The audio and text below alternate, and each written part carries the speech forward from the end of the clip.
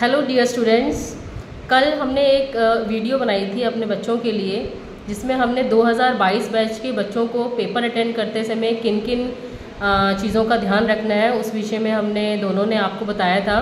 तो उस वीडियो पे हमारे एक प्यारे से सब्सक्राइबर ने नाम मुझे उनका नहीं पता है, लेकिन उन्होंने हमसे रिक्वेस्ट किया है कि क्रिया शारीर विभाग के जो पेपर 1 और पेपर 2 हैं, तो उसमें से जो पेपर 2 है उसमें से आयुर्वेदिक जो इम्पोर्टेंट क्वेश्चंस है, पेपर 2 के आयुर्वेदिक क्वेश्चंस के इम्पोर्टेंट क्वेश्चंस बताने के लिए रिक्वेस्ट की है।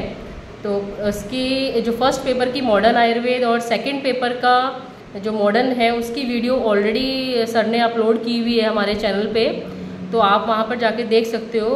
आज doctor Gyanendra Kumar Gupta ji, professor of क्रिया शारीर डिपार्टमेंट, आज आपको सेकंड पेपर के क्रिया शारीर के सेकंड पेपर के आयुर्वेदिक पोर्शन के इम्पॉर्टेंट टॉपिक्स के बारे में बताएंगे। तो सर आज पूरी कर दीजिए उस बच्चे की रिक्वेस्ट, ज़रा बता दीजिए। Good morning. So second paper का जो आयुर्वेदिक पोर्शन है वो 100 मार्क्स का है। तो एक मोस्ट इंपॉर्टेंट क्वेश्चन जो हर साल आता है, मोस्टली आएगा इस साल भी, कोई भी एक धातु पूछ लेंगे, ठीक है। धातु की व्युत्पत्ति, निरुक्ति, वो कैसे बनती है, उसका द फॉर्मेशन, उसका परिमाण बॉडी में, उसका अमाउंट कितना है, उसके कार्य और उसकी क्षय वृद्धि, वो सारी धातुओं के पढ़ने हैं आपको, सातों के। राइट, समझ आया। तो कोई सी भी एक धातु पूछ लेंगे, रस, रक्त, मांस, मेद, अस्थि, मज्जा, शुक्र, जो मोस्ट कॉमन पूछी जाती हैं, ये ज़्यादा इंपॉर्टेंट है। रस धातु, रक्त धातु और शुक्र धातु बहुत इंपॉर्टेंट है, बट इट डजेंट मीन कि आपको बाकी का नहीं पता होना चाहिए। सातों धातुओं का ब्रीफ, व्युत्पत्ति, निरुक्ति, उसका फॉर्मेशन कैसे होता है, बॉडी में उसकी अमाउंट कितनी है, उसका नॉर्मल कार्य क्या है उसका, उसकी क्षय वृद्धि के लक्षण, वो सातों धातुओं के पढ़ने हैं। राइट, कभी कभी क्वेश्चन आ सकता है कि धातु की उत्पत्ति, ठीक है, क्या है, या डिफाइन धातु एंड एक्सप्लेन रस धातु इन डिटेल, डिफाइन धातु, एक्सप्लेन रक्त धातु इन डिटेल, इस तरह से भी आ सकता है।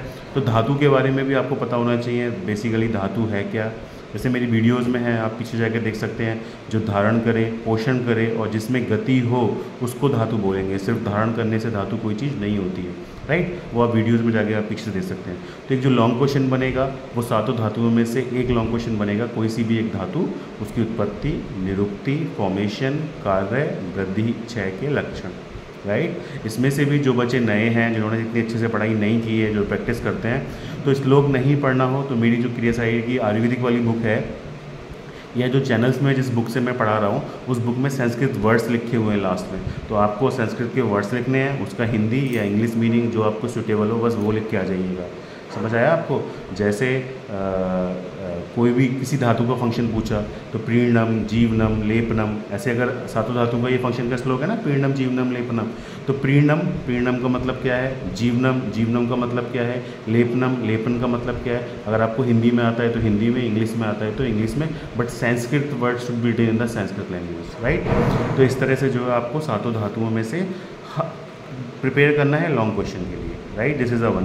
दूसरा क्वेश्चन है कि जो कॉमन क्वेश्चन जो आपके सिलेबस का पहला पॉइंट है कि धातु की उत्पत्ति, निरुक्ति, definition, general introduction and different theories related to the धातु, उसमें जो क्षीर नदी, केदारी कुल्य, खले कपोत न्याय, इसकी भी वीडियो बनी हुई है। इसमें से ऑब्जेक्टिव क्वेश्चन नहीं आता है। राइट, बाकी सब में से ऑब्जेक्टिव क्वेश्चन आएगा, लेकिन इसमें से ऑब्जेक्टिव क्वेश्चन नहीं आता है। डिटेल क्वेश्चन बन सकता है, शॉर्ट क्वेश्चन बन सकता है, लेकिन ऑब्जेक्टिव क्वेश्चन नहीं बनेगा। एक दूसरा इंपॉर्टेंट क्वेश्चन जो बनता है सार परीक्षा, वो सार जो 8 तरह के सार्स होते हैं, उसमें जो मेरी वीडियोस में मैं पहले भी कई बार बता चुका हूँ, आप जाइए डिटेल में पढ़िएगा। तो जो सार की जो परीक्षा है उसमें से एक क्वेश्चन हर साल डेफिनेटली आता है। अब कौन सा आएगा, अस्थि सार बहुत इंपॉर्टेंट है, मज्जा सार बहुत इंपॉर्टेंट है, ठीक है, मांस सार ठीक ठाक है, शुक्र सार बहुत इंपॉर्टेंट है। तो जो सार है उस सार में से एक शॉर्ट क्वेश्चन जरूर बनेगा, ठीक है। उसके बाद हम पढ़ते हैं क्या, आश्रय भाव। 2 साल पहले भी ये क्वेश्चन आया था, 10 नंबर का भी बन सकता है, शॉर्ट क्वेश्चन भी बन सकता है, ऑब्जेक्टिव इसमें से नहीं बनते हैं। आश्रय भाव, तो मेरी एक वीडियो है, उसको जाके क्लिक करिए, उसमें 1.5-2 पेज की समरी है कि आश्रय भाव के बारे में क्या लिखा है। जिन लोगों के पास मेरी आयुर्वेदिक बुक है वो उसमें से देख सकते हैं कि आश्रय भाव के बारे में क्या लिखना है, श्लोक लिखना है, मीनिंग लिखनी है, स्पेशल लिखना है, बाद में चार्ट बनाना है, ठीक है। ये क्वेश्चन बहुत इंपॉर्टेंट है, पिछले 2 साल पहले भी आया था। आश्रय भाव सबको पता होना चाहिए। फिर एक दूसरा लॉन्ग क्वेश्चन जो मोस्ट कॉमनली पूछा जाता है मैक्सिमम, दैट इज़ ओज में से क्या पूछेंगे, उत्पत्ति, निरुक्ति, उसके बनने की प्रक्रिया, उसके कार्य और उसकी क्षय ओज 6 डिटेल में एक शॉर्ट नोट आ सकता है कि ओज 6 की अवस्थाएं बताइए, तो ओज 6 की अवस्थाएं आचार्य सुश्रुत ने दी है। अगर क्वेश्चन आएगा ओज 6 तो उसमें आचार्य चरक की भी एक्सप्रेशन लिखनी है और सुश्रुत की भी लिखनी है। अगर क्वेश्चन आएगा ओज 6 की अवस्थाएं तो सिर्फ आचार्य सुश्रुत की जो संसन वंशन व्यापक 3 अवस्थाएं हैं वो लिखनी है। समझ रहे हैं आप? ओज 6 पूछेंगे तो आचार्य चरक की भी, आचार्य सुश्रुत की भी। ओज 6 की अवस्थाएं पूछेंगे तो जो कि सिर्फ सुश्रुत ने दी है उन्हीं की एक्सप्रेशन लिखनी है। और उसके पहले कारण भी लिखना है, एक छोटा सा एक श्लोक है सुश्रुत का भी चरक का भी, तो आपको एक कारण का भी दो एक श्लोक लिखना है और उसका उपाय चिकित्सा का भी एक श्लोक लिखना है। लेकिन ओज 6 की अगर अवस्थाएं पूछें तो वो सिर्फ सुश्रुत की, ओज 6 पूछें तो चरक की भी और सुश्रुत की भी। ठीक है। इसमें से दूसरा इंपॉर्टेंट क्वेश्चन है जो अभी मैंने क्लास में पढ़ाया था 23 बैच को, व्याधि क्षमत्व, that is also very important. व्याधि क्षमत्व शॉर्ट क्वेश्चन आ सकता है, त्रिविध प्रकार के बल शॉर्ट क्वेश्चन आ सकता है। ओज के कार्य, this is also very important, मैं हर बार बोलता हूँ, इसकी कई वीडियो बनी है। ओज के कार्य पढ़ के जाइएगा अच्छे से, व्याधि क्षमत्व पढ़ के जाइएगा, 3 प्रकार का बल पढ़ के जाइएगा और ओज 6 की अवस्थाएँ पढ़ के जाइएगा। ठीक है। जो शॉर्ट क्वेश्चन आते हैं उसमें पूछ सकते हैं कि शुद्ध ओज के फीचर्स, अगर बहुत सिंपल क्वेश्चन आया तो ओज का ब्रीफ रीडिंग सब चीज़ की होनी चाहिए, वो अच्छे से एक बार पढ़ना है। उसके बाद अगला टॉपिक है उपधातु। तो उपधातु में से क्या है, एक जो मोस्ट कॉमन क्वेश्चन पूछा जाता है, धातु और उपधातु में अंतर बताइए। जैसे मैंने कल बताया था, धातु और उपधातु में या किसी भी चीज़ में अंतर पूछें तो एक आपको लाइन खींचनी है और दोनों में अंतर लिखना है कि धातु की डेफिनेशन ये है, उपधातु की डेफिनेशन ये है, धातु ये 7 होती हैं, ये करती हैं, उपधातु ये होती हैं, आपकी बॉडी में ये करती हैं, इनका परिमाण इतना है, इनका परिमाण इतना है। तो जब भी कभी डिफरेंस पूछें तो चार्ट बना के लिखिएगा। धातु उपधातु में अंतर अक्सर पूछा जाता है। फाइन, ठीक है। उसके बाद इसमें स्तन्य, this is also very important. स्तन्य में शॉर्ट क्वेश्चन आ सकता है, हो सकता है लॉन्ग क्वेश्चन आ जाए लेकिन शॉर्ट क्वेश्चन जरूर आएगा। आर्तव, मोस्ट इंपॉर्टेंट क्वेश्चन, आर्तव में से एक क्वेश्चन आने वाला है। शुद्ध आर्तव के लक्षण बहुत इंपॉर्टेंट है। शुद्ध शुक्र के लक्षण, 5 नंबर के क्वेश्चन हैं। शुद्ध शुक्र के लक्षण, शुद्ध आर्तव के लक्षण। अब रस धातु में से जो 5 नंबर के क्वेश्चन बनते हैं मैं वो बताता हूँ कि रस संवहन, जैसे मैंने एक श्लोक में बताया था कि 24 धमनियाँ निकलती हैं, 10 ऊपर जाती हैं, 10 नीचे जाती हैं, 4 साइड में जाती हैं, तो रस संवहन एक बहुत इंपॉर्टेंट क्वेश्चन है। ठीक है। उसके बाद जो है रस क्षय वृद्धि, ये मैं बता चुका हूँ, कोई सा भी एक स्रोतस आ जाएगा। स्रोतस इतना इंपॉर्टेंट नहीं है लेकिन आ सकता है। क्षय वृद्धि और फंक्शन मस्ट है, हर चीज़ के पता होना चाहिए।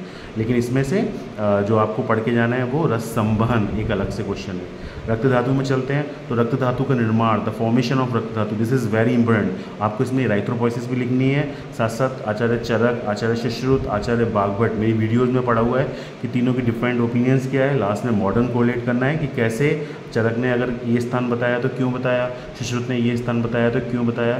तो दिस इज़ वेरी इंपॉर्टेंट। क्या, रस धातु का निर्माण, रक्त धातु का निर्माण, formation of rakta, this is very important. ठीक है। रक्त धातु की उत्पत्ति पूछेंगे तब भी यही लिखना है, रक्त धातु का निर्माण प्लस मॉडर्न में इराइथ्रोपोइसिस और हीमोपोइसिस।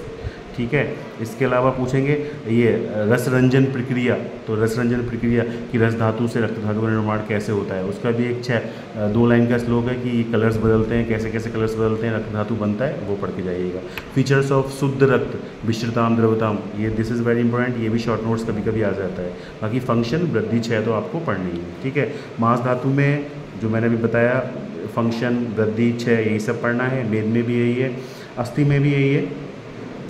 ठीक है। और मज्जा में भी कुछ खास नहीं है, सिर्फ यही है, फॉर्मेशन, उत्पत्ति, 6 के लक्षण, वृद्धि के लक्षण।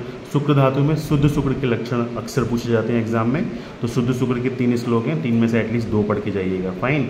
और एक है शुक्र दोष, तो शुक्र दोष भी पढ़ के जाइएगा। ठीक है। आश्रय भाव में बता चुका हूँ, ओज बता चुका हूँ, बहुत इंपॉर्टेंट है। ओज में से व्याधि क्षमत्व, ओज के फंक्शन, ओज के 6 और एक ओज का लॉन्ग क्वेश्चन अपने आप में आ सकता है, ओज का प्रमाण। इसमें से ऑब्जेक्टिव क्वेश्चन बनेंगे कि ओज 2 अपर ओज का प्रमाण बताइए, पर ओज का प्रमाण बताइए, ओज का स्थान बताइए, ओज कहाँ रहता है, जहाँ आत्मा रहती है, चेतना, श्लोक दे देंगे, एक वर्ड मिस कर देंगे। ठीक है। तो ये 1 मार्क्स क्वेश्चन बन सकते हैं इसमें से, ये बहुत इंपॉर्टेंट है। उपधातु में उपधातु के चार्ट, धातु और उपधातु में अंतर, 10 मार्क्स का एक इंपॉर्टेंट क्वेश्चन बनेगा। ठीक है। इसके अलावा स्तन्य में स्तन वृद्धि के लक्षण, 6 के लक्षण, शुद्ध स्तन के लक्षण, ये पढ़ के जाइएगा अच्छे से। शुद्ध स्तन के परीक्षण कि वो अगर पानी में धोएंगे तो डूब जाएगा और या फिर तैरेगा, तो शुद्ध स्तन के लक्षण अच्छे से पढ़ के जाइएगा। स्तन 6 वृद्धि। आर्तव में पढ़ के जाइएगा शुद्ध आर्तव के लक्षण कि शुद्ध आर्तव के सिम्टम्स क्या होते हैं, साथ साथ आर्तव 6 और वृद्धि।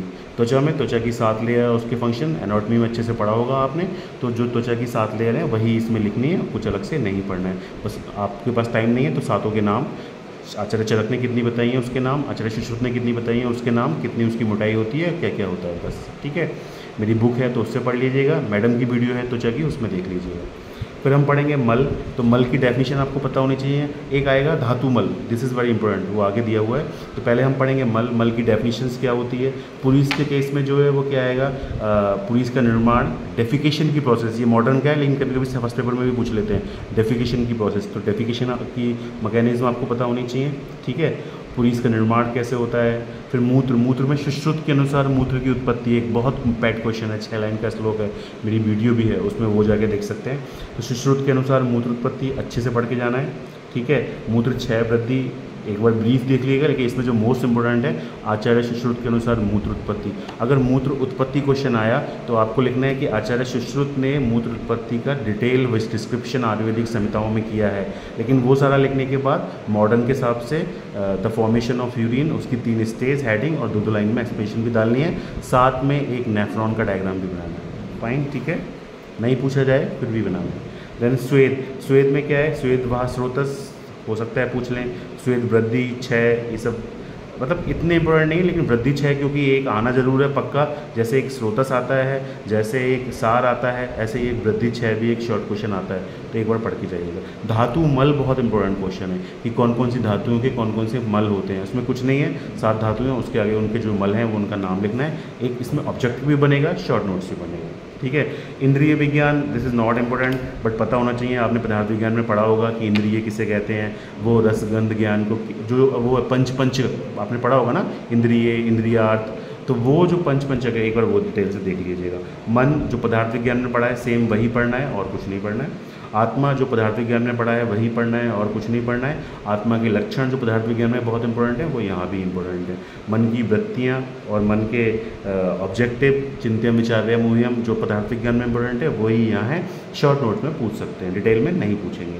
निद्रा और स्वप्न, दिस इज़ वेरी इंपॉर्टेंट, कई बार क्वेश्चन आता है निद्रा के टाइप से। निद्रा के टाइप्स आएगा तो आपको कैसे लिखना है, आचार्य चरक के अनुसार, आचार्य सुश्रुत के अनुसार, आचार्य बागभट के अनुसार एंड मॉडर्न के अनुसार।